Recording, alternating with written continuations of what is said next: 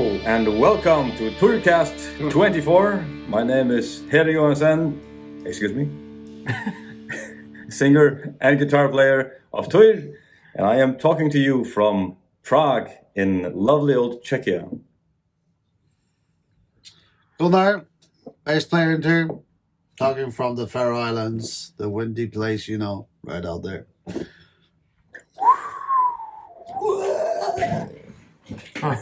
Strong here. Wow. I'm Tad. I'm in Budapest. I'm the drummer. And I am Hans, and I'm in the Faroe Islands. This is the guitar player. He's the guitar player. This is the 18th episode of our second season. We put out these episodes on the 7th and the 22nd of each month at 1700 hours Central European Time. I hope you're watching this on YouTube. If not, then you're listening on Spotify, Apple Podcast, Google Podcast, or on Buzzsprout. You can have early access to this on patreon.com/tierband, where you can also support us and have access to some other exclusive behind-the-scenes material. We have already announced, but I take great joy in re-announcing that we have a show in Luxhut on the 26th of February next year. You, of course, have no idea where it is, yes. I'm about to explain. We come from the Faroe Islands, 18 lovely little islands, smack in the middle of the North Atlantic between Iceland, Scotland, and Norway. And on one of those islands is a village called Runavík, and in that village is an amazing venue called Luxhut. There used to be the school we went to when we were young, Gunnar and I. Yeah. Do you remember that school, Gunnar? Yeah, it was the worst school in the world. But luckily, they annihilated that school, and now there's a new one. It was leveled with the ground. Yeah. Good riddance. And I don't have the best memories from there either. And they changed the teachers as well, so that's very good. Time passed on. Yes, luckily. It's a very good school now. My son goes there, and I have a very good or he went there until this autumn, and I had a very good impression of how the school is now. They have a very good venue as part of that school complex, and it's called Luxhut. It holds, when standing, 454 people. So we are selling 454 tickets at atgongomerche.fo. I will put a link, the first link, in the description to this video here on YouTube. And it's not just any old show. It's a 20th anniversary for our first album. Called? That's all the comments that Gunnar has for that. I suppose I have to turn to you gentlemen who weren't even there. Hope for Asgard, as I was told by the older gentleman in this picture. Yeah, it was released in 2002, January. I'm not sure I have the precise date of that release. I've tried to look it up, but I can't see it. It says on Wikipedia it was the 1st of January, but I don't think that's true. I don't think they would have released an album on the 1st of January. The whole world is hung over on 1st of January. Nobody releases an album. So I suppose I only remember it was January 2002, and so they picked the 1st when they put it on Wikipedia. Do you remember, Gunnar? No. Anything about that release? Yes, I remember. remember. Suðuroy to play a show. I remember not the release. No, I remember everything about doing that album. Release-wise, nah, not really. The only thing I remember Go ahead. The only thing I remember from 2002 was that I started in first grade that year. So I didn't go to the concerts or anything. We played a show in Tepihusa, I do remember. Yeah. Okay. And some other shows around the Faroes for that release. We were I was very excited at the time, I remember. That completely escaped my mind. I remember going straight to Iceland, where we toured Iceland with that album. Yes, we did.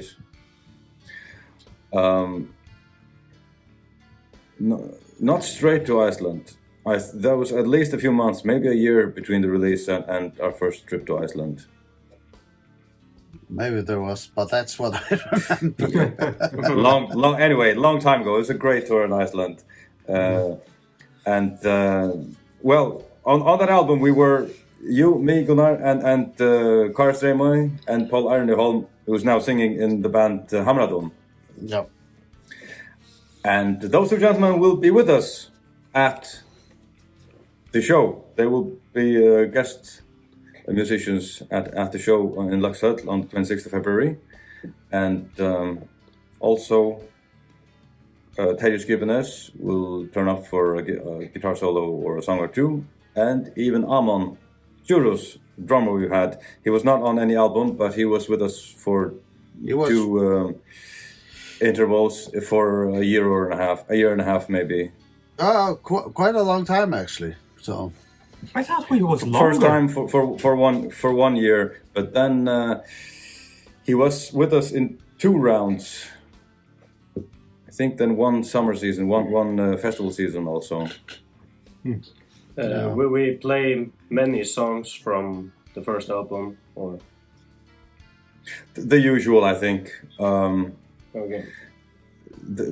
This is also a release show for the symphonic recordings on DVD, CD, and LP. So we're playing 2 songs from the first album, I think.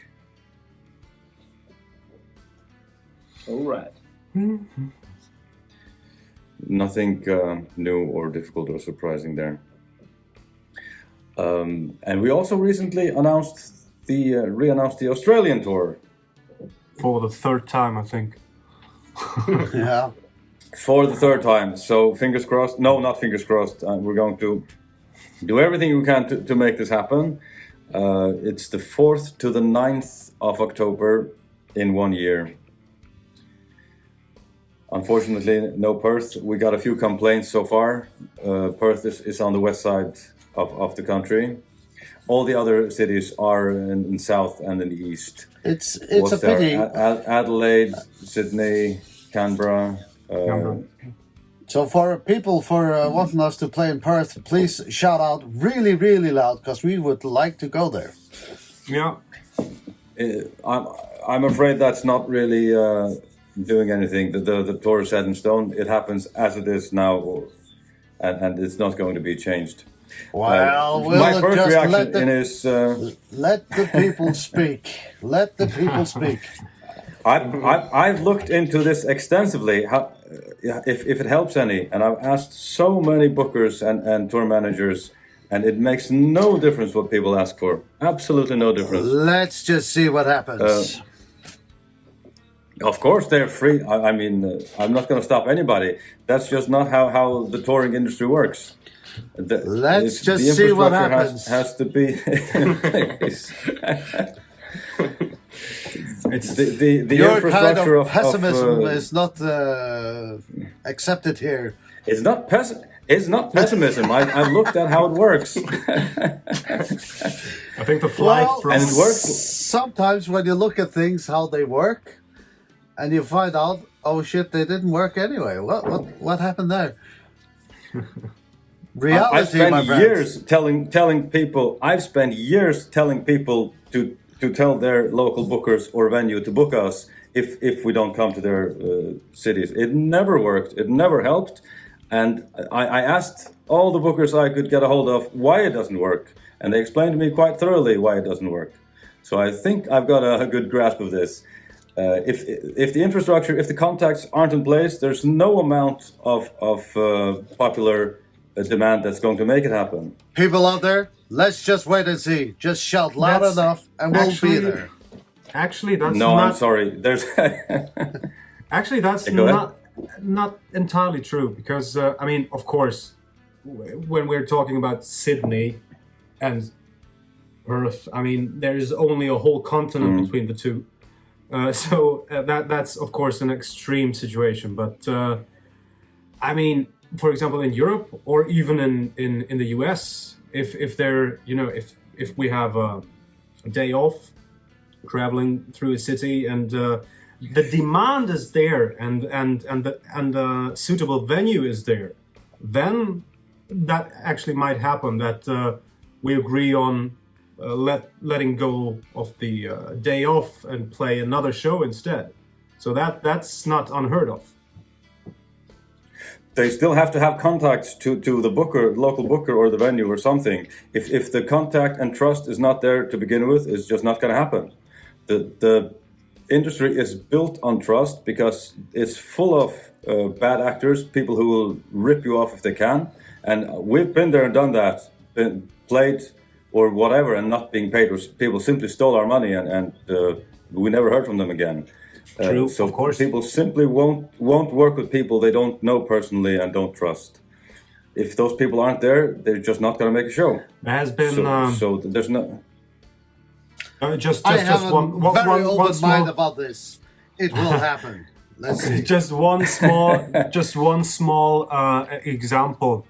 I think it was around in 2005, 6, something like that. Quite some time ago, 15 years or something. Yeah. There was a very nice venue called here in Budapest called Kultiplex. They leveled it since then, and well, still nothing built on the place. Well, maybe a small park, yes. Well, anyway, so that was a very nice venue, capacity around 300-400 people, and it was a quite legendary place. And one day, Meshuggah, the American gent metal band, was touring in Europe, and their bus broke down in Budapest or around Budapest, but they didn't have a scheduled date in Budapest. And then they called some friends they had in Budapest if it is possible to to get the bus fixed. And they asked, yeah, sure, but how about just making a show instead if you're already here? And they said, yeah, what the hell?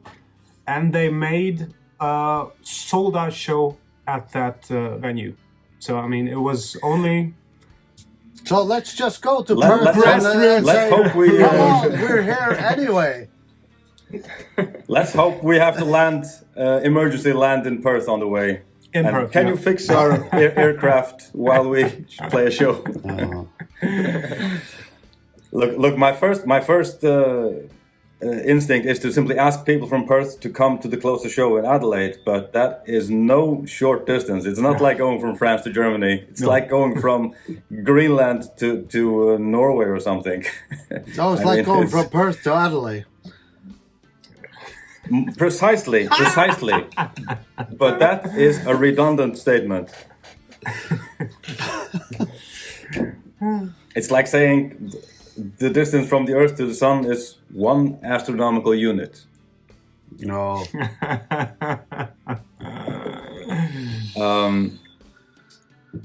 So, hoping for the best, but at the moment we have those 5 shows, and people from Perth, New Zealand, I'm afraid you're going to have to come to the arrogant Aussies on the east coast of that continent. We'll come to Perth, or at least I will. I will say hello. I can do a bass solo for you. He's going to take his van or his minivan and then just drive across the continent. Roller skates, I was thinking about or surfing across the south coast. Just take a wild kangaroo. Yeah, It's going to take I was you thinking there. about walking for a year. Anywho. Anywhoozy. Yeah. Took the words right out of my mouth. Maybe I should mention we have another show that has been announced some time ago. It's on the 14th of March in Great Yarmouth, UK. Did you figure out the name of that festival, Tadeusz?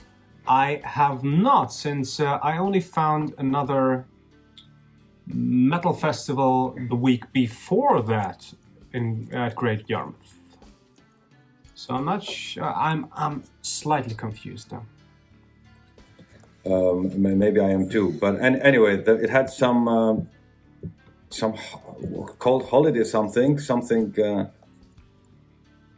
What was that? The name of the complex we're playing at? Is it Hard Rock Hell Spring Break? Spring Break. Spring Break. There we go. Yeah. That's it. That's it. Yeah, there is something. Oh, yes. Actually, So there we are playing on the 14th of March. that is possible. Yes, and it's apparently sold out. Is that possible? Oh, well, there's no need to advertise it then. Forget it, suckers. If you don't have a ticket, you're not coming. No, maybe this is for the postponed show. So probably, or maybe they have more tickets left. I don't know. Just says here on one There's another flyer. festival that was announced, and that's the one in Finland on the 1st of April in Oulu, Finland. Finland. Very nice. Now, bugger me if I remember the name of that festival either. Something Joulupukki. Joulupukki, yes, exactly. No, that is on the 1st of April, a bit late. Okay. Vittu. Yes, Jumalauta yes, that's vittu. it. So, tours aren't looking that, or I shouldn't say tours, festivals, shows aren't looking that horrible for next year. Let's hope this trend keeps up and we get some more of those. Well, I wouldn't like to go on a festival that looks horrible. What's the most horrible looking festival we've been at? Oh, that would be unfair to mention. But Yeah. does one come to mind? Oh. Yeah. Oh my God, yeah. Yeah. But Yeah. anyway, no, it was not that horrible. We were horrible. Yeah, okay. Badly arranged and horribly looking. Yeah, the small ones, I mean, they have the tiny festivals, they don't have a big budget, it's all kind of homemade and not as professionally arranged. It would be unfair to put anyone on the spot. I for would that. say if you went on tour with us through all the early years, wow, the places we played, it's amazing. I mean, We should. Remember once we played 2 shows in one day in Poland, one of the first times we were there, or second time. it rings a We bell. were playing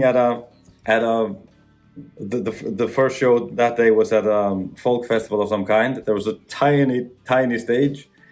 I mean, when I say tiny, it's probably the smallest stage we've ever stood on. And it was in the middle of nowhere, next to a field and a road that went on for, tens or hundreds of miles in the same direction. We had our old white van arrived, put everything up. We were told like half an hour before, oh, by the way, you have 2 shows today. Was that At the same place or one acre No. to the south? No, a different city. was that when we arrived late and we had to get everything on stage in 45 minutes? And this, ladies and gentlemen, Sounds like it, yes. And this is PA and everything.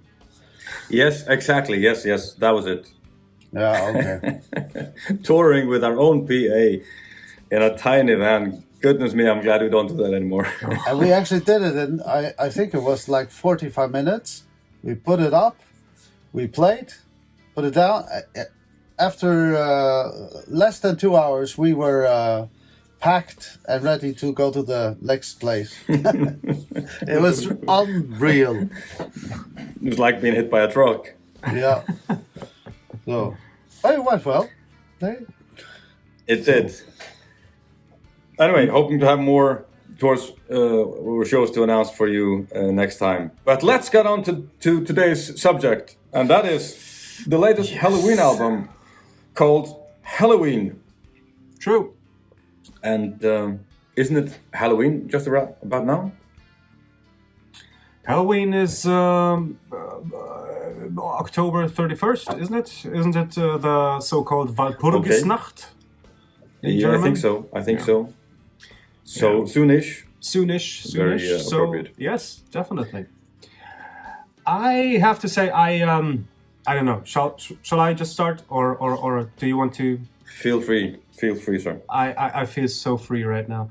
So I have to say, Helloween, especially the first two albums, Walls of Jericho and Keeper of the Seven Keys Part 1, they had a huge impact on my very early metal listening days. I mean, I was around 13 or even 12 when one of my brothers showed these albums to me, and since then Helloween was always one of the obvious choices in heavy metal for me, next to Iron Maiden, of course, Manowar, Blind Guardian, Metallica. But so Helloween, especially since they're from Germany as well, although I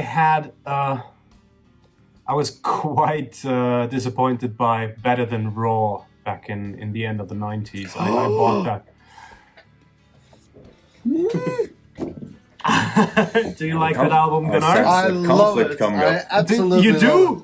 Oh, the shoot, best man, one. sorry.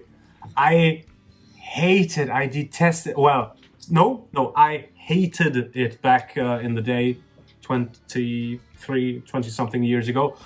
I never listened to it since, so maybe it would grow on me right now, or already did. I don't know. Maybe I'm gonna give it another chance. But this one, the self-titled Helloween, released in, when was it? June 18th or something. It's quite fresh.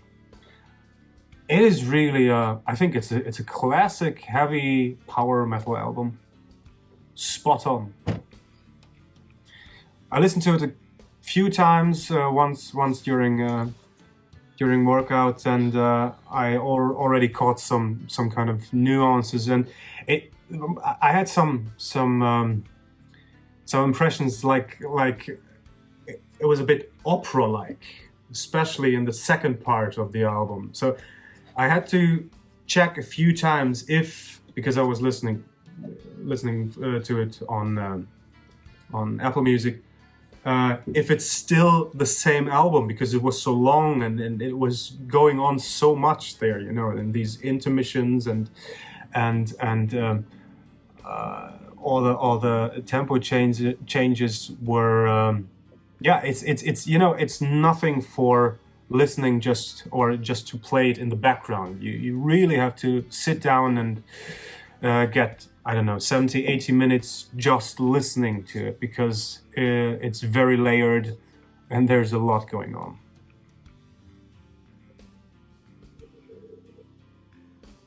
Right, Hans? Huh? Hans? Absolutely. Well, this is Darn the tootin'. first This is the first Helloween album I've ever heard. I think I have heard only one of their songs before, and I really liked it.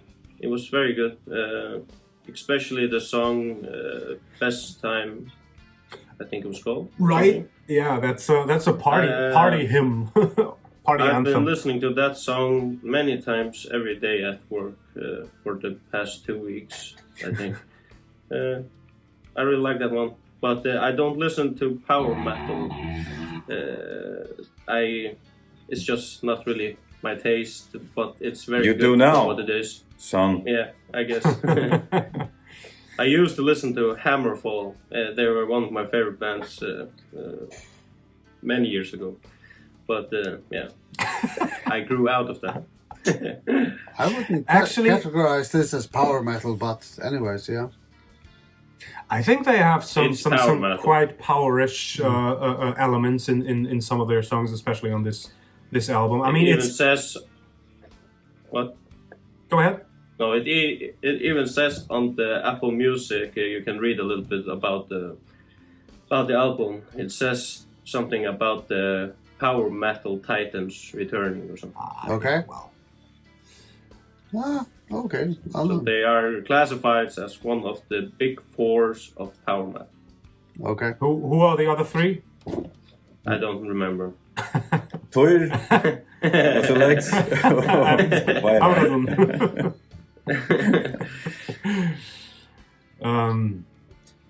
I have to agree. I'm not a big power metal fan either. I used to listen to this kind of music a lot when I was in my teens, but I grew out of it. Probably, yes, that's the best word to describe it. But there are albums like Jericho and Keeper of the Seven Keys. Even if I put it in right now, it's I would have the same joy I had 20 years ago or 25 years ago when I listened to it the first time. So some albums you just can't outgrow. I never listened a lot to Helloween. I mostly heard it because Gunnar was listening to it, but I always liked what I heard, more or less. And some occasional song I've listened to a lot. I remember especially one called... I don't remember. Fancy that. I Want Out? No, a ballad. Dr. Stein. A ballad? Ah. Here I stand all alone. Yeah. A tale that wasn't right. A tale that wasn't right, yeah. I was very fascinated by that, the key changes and the solo especially, and very good vocals. So I can't really, tell the albums apart. I can't tell you which album I specifically liked. The only album I really can tell when I'm listening to it is Pink Bubbles Go Ape. The other ones, I must say they blend into one for me. So I still liked it a lot. I'm not sure exactly why I never started listening to it more intently, but I just never did. This album impressed me a lot. It's very well arranged, it's very well produced, and extremely well performed. Yeah. I like almost every song. There's one or two songs where I think they kind of just did the typical Helloween thing. It's not necessarily that bad. It's just sounds once or twice like that's exactly what you would expect from Helloween. Not just the style, but also the melody or the chord progression. Nothing too horrible. It's not like they copied themselves precisely. Except maybe for half of. Go ahead. Go ahead. So there's one part I don't remember in which song actually, but one part which reminds me a lot of Eagle Fly Free. It's almost the same progression. Yeah. So somewhere in the third third of the album. I thought the song Best Time was very good. Yes. And but I also thought it sounded very unlike the usual Helloween. Really? I thought the verse. I can't really like I told you. I don't consider myself a connoisseur of Helloween. I thought the verse sounded like something a bit more modern than I would expect from Helloween. It sounded almost like Billy Idol or something, like this punk disco thing. But then the chorus goes to something that sounds more German, Blind Guardian, very modern guitar arrangement. In the right place for Helloween. But I thought the best song was Golden Times, and the vocal breakdown at the start of the chorus is that's just genius, I think. And all the very inspiring sound, very inspiring songwriting in general, very uplifting, and I think there's no way around it. The choruses especially are power metal, but this was also more progressive than I expected. And some very groovy, hard guitar riffs. Yes. But I really like the all the key changes. I mean that's like their signature move. Like it's very Halloweenish. All the especially in the chorus parts. But the first right off the first song on the album, that really takes you on a journey. So it's really good. And it starts with some dramatic orchestral thing and it's kind of a musical like intro, and then it just changes key and tempo and goes into a very fast guitar thing and with a lot Double of key bass, changes. powerful. Relatively simple, well arranged, well produced, nice bass lines all over the place. Oh, yes. Very nice. He's a genius bass player. He is. He really is. Groskopf. Yeah. Excellent bass lines, really. He always has excellent bass lines. I think that's how. One thing that I think is very typical of Helloween is that the rhythm section is very fast, but the vocal melody goes very slow. It reminds me of old Helloween, if I even know what that is. Like, you know, the guitar and the bass is just racing away, and then you have a chorus melody which goes like only in 2 tones per bar or something. Very slow. Sounds almost like psalms. I think that's Kai Hansen's own thing. I mean, it's It's good. I like it. And it's very special. It reminds me of the old albums very much. So, and of Gamma Ray, right? Power Plant. Did you listen to that album? Is one of these gentlemen in Gamma Ray? Kai Hansen. He founded Gamma Ray, right? After he left Helloween, right? If I'm not mistaken. I I think after Better Than Raw, when I was a bit disillusioned by the new direction of Helloween, I switched over to Gamma Ray, and that was a very welcome switch for me, because it was not the same, but you totally could hear that Kai Hansen was writing the stuff.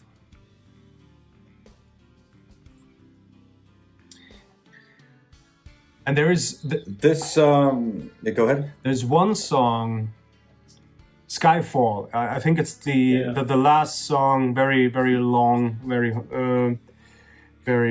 third last song, 12 minutes. Yeah, but the last 2 songs are bonus tracks, I think. So the official last song is Skyfall, and there's an acoustic part in the middle, or maybe there are 2 acoustic parts, but that reminded me a lot of David Bowie, Major Tom. I don't know why, but that vibe was really.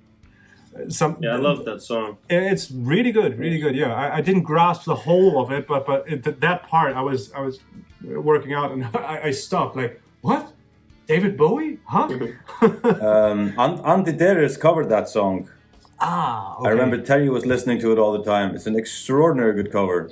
Right. Okay. So maybe this was tipping their hat. Kind of thing. And holy crap, Andy Darius is a good singer. I mean, the sound of his voice is just gives me the chills. Yes, definitely. So that explains a lot. I thought at least the last song should have been a bonus track. I was listening on Tidal, and it doesn't say when the bonus tracks come. It just plays everything in one. But that makes perfect sense. That Skyfall is the last song, and the other 2 are bonus tracks. Golden Times and Save My Hide are the bonus tracks. Although I thought Golden Times was one of the best songs on the album. Then again, there are no really bad songs. There's one chorus here or there which isn't as catchy as the other ones. Robot King has some, almost tacky the first chorus is only half. The second chorus kind of brings in the point of the chorus, I think. But they kind of stop halfway first time they come to it. It's a question of arrangement, and if you know the song well, maybe it works. But the first time you listen to it, it sounds a bit half or pointless. But hey, there are some things that pay off in the long run. So comparing this to the Iron Maiden album, for example, Iron Maiden was formed in 75 and Helloween was formed in 84. So it's maybe not really in the same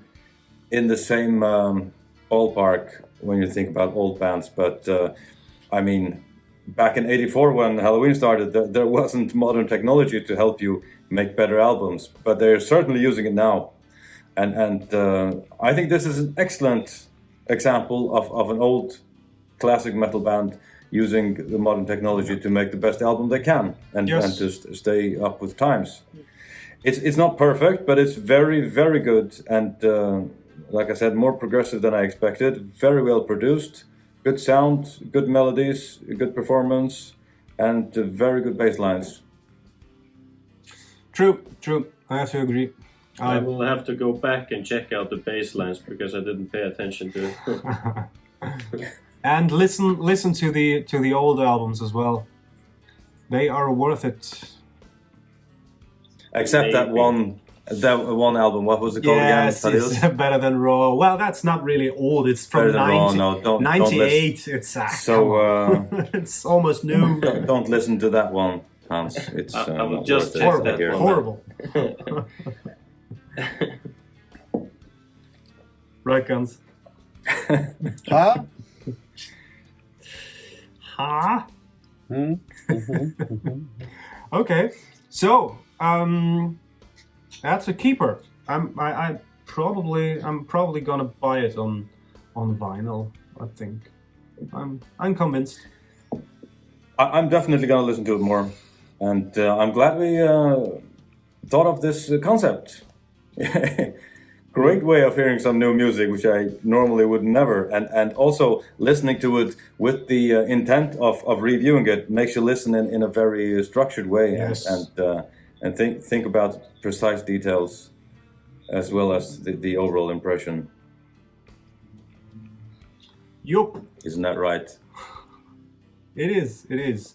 What shall be the next album we're gonna review? If we're done with this one, any final words? I didn't express my opinion of it yet. So you didn't? Of course. I could go if you want me to go. I mean, Sorry. Please do. but I can also ruin your evening with my opinion of this album. Lay it on us, man. Please go ahead. No, I only had a chance of listening to it once, and generally a good impression. It sounds very much like since the old guys are with the band again, which is clearly, you can clearly hear that. It reminds me right away when I heard it. It takes me back to the old good records. They're all good records, but the old ones from the 80s. It's a nice reminder. First time around, I'm not too impressed, but as I said, I only had chance to listening to it once. So and Tadeusz is right. This is an album you need to listen to a lot, because there is a lot. But generally, I thought all the songs, they quite nice songs. I do, however, have some things I just wonder a little bit about when it comes to drums. And this goes not for Helloween, it goes for many bands these days. I kind of miss the approach of using one bass drum, and when you need it, you use two bass drums. I get this feel that I hear this bass drum going on double bass all the time. Right. Which at points, I don't know, it's a bit, it's not that interesting. And mind me, I love fast stuff, and also with bass drums and all that. But I also like the breakup where you go from single bass drum to double bass drum. I like that when it's played well. Yes. So that was I found it a bit boring, and I know the drummer from Helloween, he's extremely good. So I kind of wonder if he didn't, why they don't sometimes break it up into using one bass drum. Because sometimes when you do that, when you use rhythms that go on one bass drum, and then you go, for example, you go into the chorus, you fill it out with a double bass drum just to power it up. It works even better. Yeah. For me, it kind of seems like a very straight line going just all the way through. Yeah. Although, I mean, it's not bad. It's not. It's just something I really noticed on this one. So. Yeah, but just remember the older albums. I mean, they used to use a hell of a lot of double bass, especially in Gamma Ray. By the way, I mean, Power Plant is just. I love it, but I absolutely get what you're saying. I mean, of course, sometimes it really, for example, like in the song Best Time. I mean the you know, that just the basic 2/4, 2/4 it's just beautiful right there, because that's the beat you need for that kind of riff, you know. And exactly. And yes, just a little bit. That's the one thing, and the other thing is they sound like Helloween, of course, and there's a lot of vocal stuff, so I get the sound picture, but I kind of miss the guitars a little bit further. But I guess it's difficult when it's so much vocal stuff in it. Yeah. I did think that the vocals are very loud in some places. Very, very, yes. Yeah. So, Yeah. but all in all, very good, and it's lovely to hear Michael Kiske again. It's amazing. He's to be that's probably the real sound of Helloween. Yeah, he's just an amazing singer. I'll never forget when I used to listen to this stuff in the 80s. He was just a hero for me, Michael Kiske, because he sang so beautiful. It's amazing. What a voice. It's good to hear.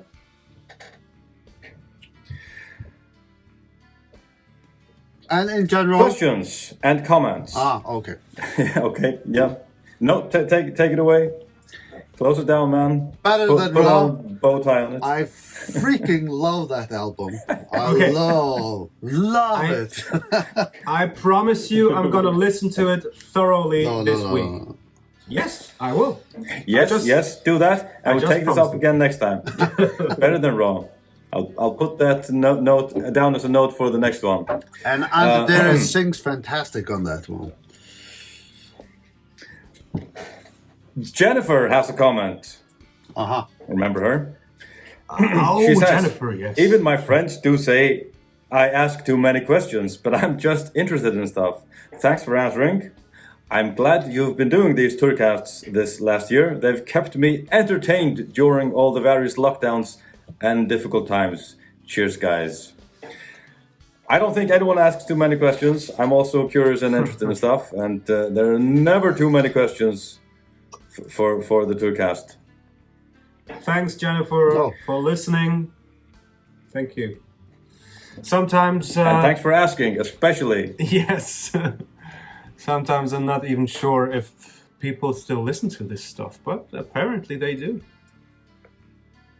Oh, they do. They do. We have hundreds, even thousands of plays on YouTube. Oh. And half of them from Jennifer, apparently.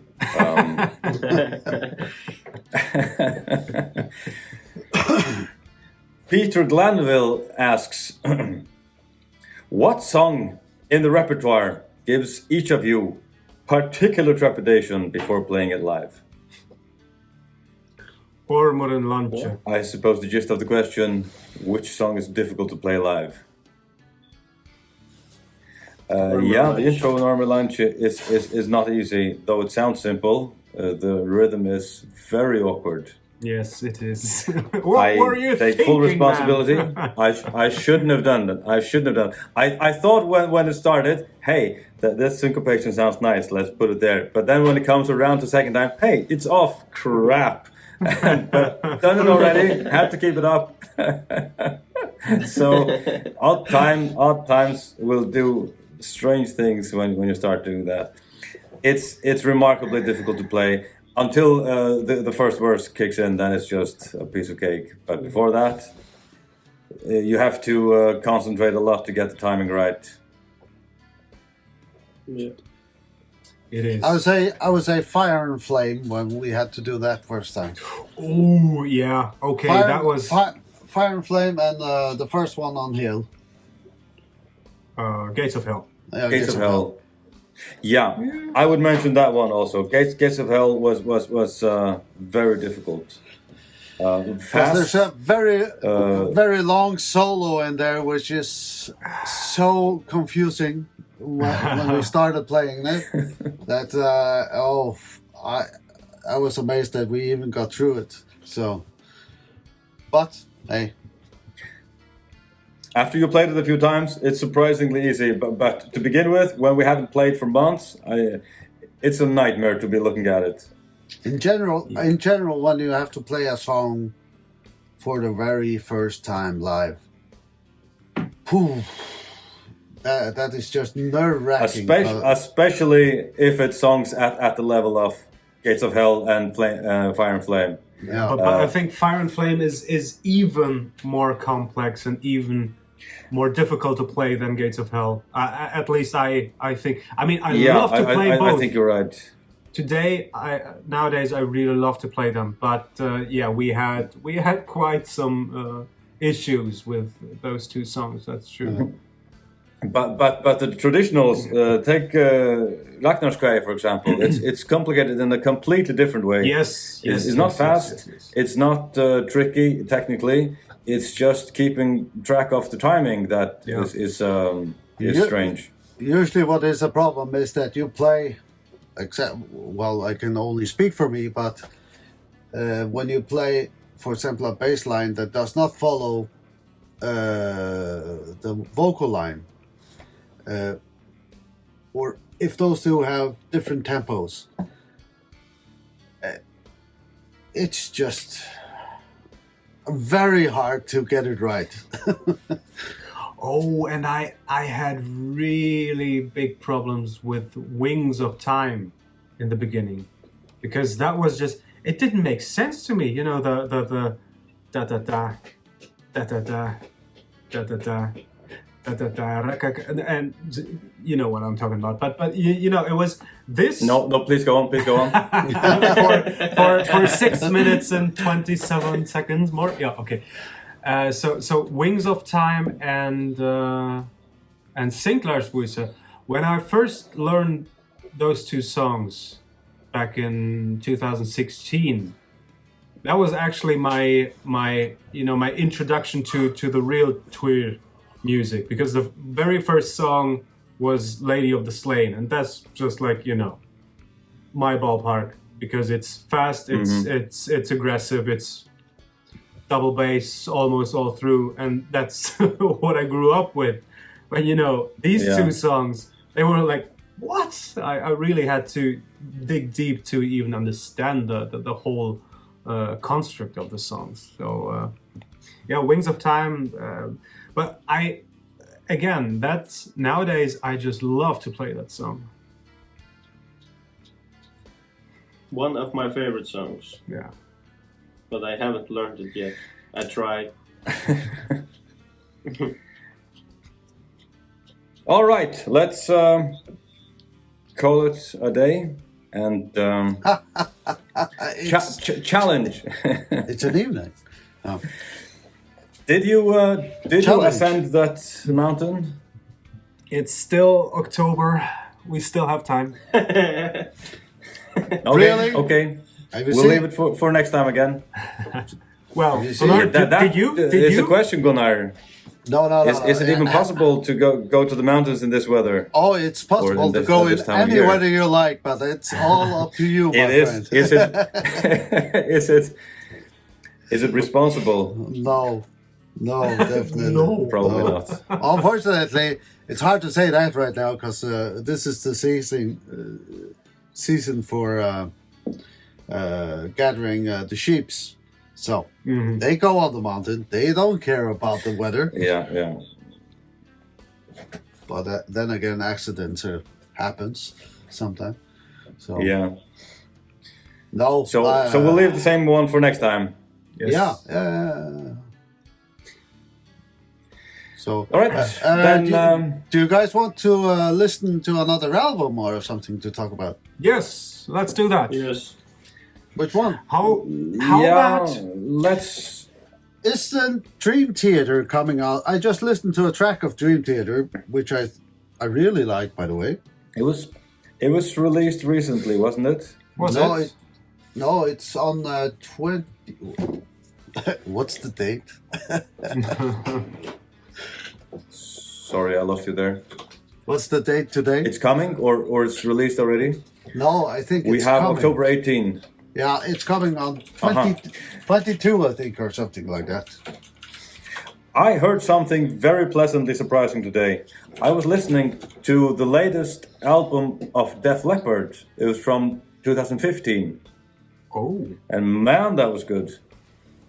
If you guys like Def Leppard, it was one of my favorite bands in the 80s and 90s.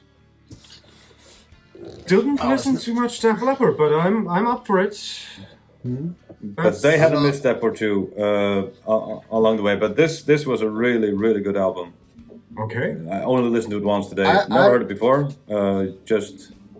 Yeah, go ahead.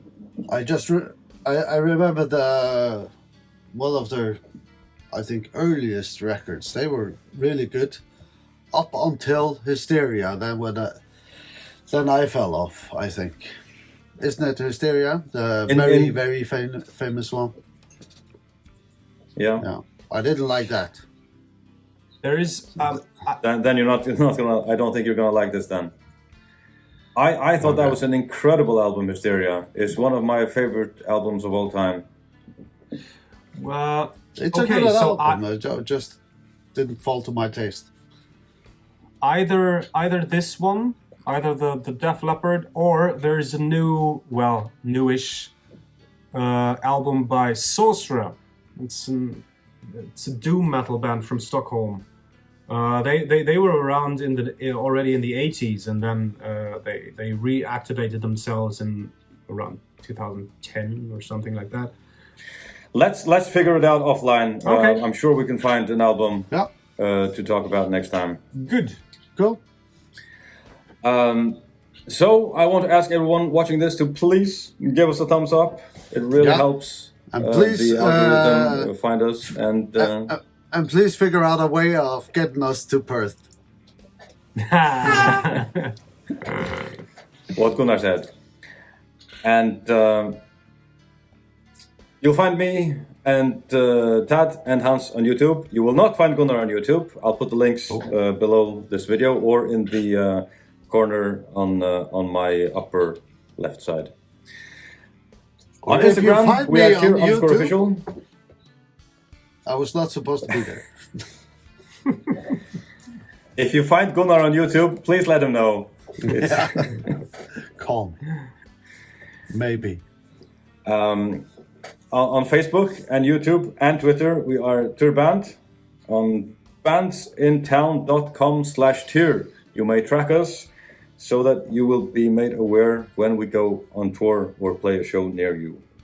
You will even find us on TikTok these days as @TyrFarrow. You can listen to your favorite Tyr songs on your favorite streaming platform or right here on our YouTube channel.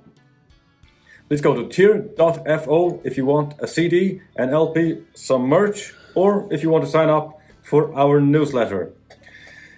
You can put questions directly to us, and we will answer them here on the Tyrcast. You put those questions on patreon.com/tierband. We release episodes on the 7th and the 22nd of each month at 1700 hours Central European Time.